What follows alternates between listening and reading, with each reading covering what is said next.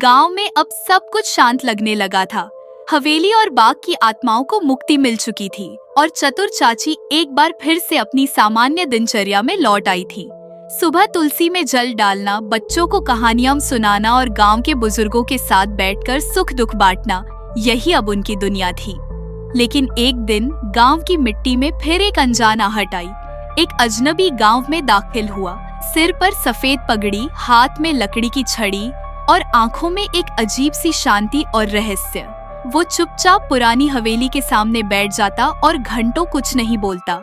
जब गांव के लोग उससे बात करते, वो बस हल्की सी मुस्कान दे देता। शुरू में लोगों ने उसे अनदेखा किया, लेकिन फिर हवेली में अजीब घटनाएं फिर से शुरू हो गई। दीवारें खुद ब खुद खड़खड़ाने लगी। रात को लोरी जैसी कोई धीमी आवाज सुनाई देती और कभी कभी हवेली के बरामदे में किसी की परछाई घूमती दिखती।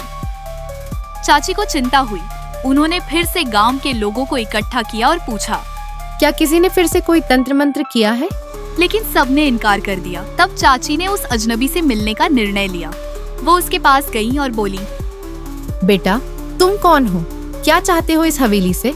अजनबी ने पहली बार उसकी आंखों में देखा और बोला, कमला को मुक्ति तो मिल गई, पर क्या राधा को मुक्ति मिली है? चाची ठिठक गई। राधा ने तो अपनी बहन को बचाया था।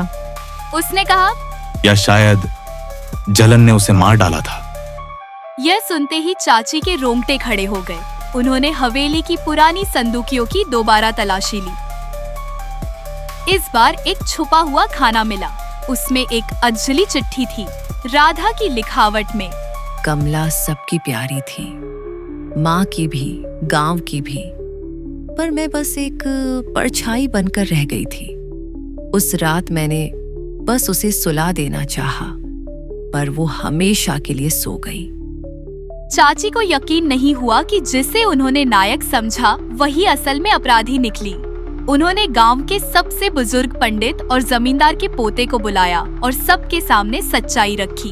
तब सफेद पगड़ी वाला अजनबी आगे आया और बोला, मैं राधा का बेटा हूँ। मेरी माँ पागल नहीं थी, बस अकेली थी। उसने जो किया वो गलत था, पर वो आज भी सुकून की तलाश में भटक रही है। चाची ने गांव में फिर से हवन करवाया, इस बार राधा के नाम से।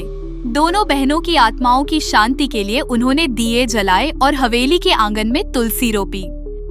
हवेली के बाहर वो सफेद पगड़ी वाला आदमी खड़ा था। आंखों से आंसू बहते हुए मुस्कुराया और धीरे धीरे धुआं बनकर हवेली की दीवारों में समा गया।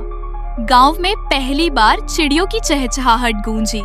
हवेली अब सच में शांत हो चुकी थी और चाची ने मुस्कुराते हुए कहा, सच की परतें बहुत गहरी होती हैं, पर जब तक मैं हूँ कोई रहस्य अधूरा नहीं रहेगा।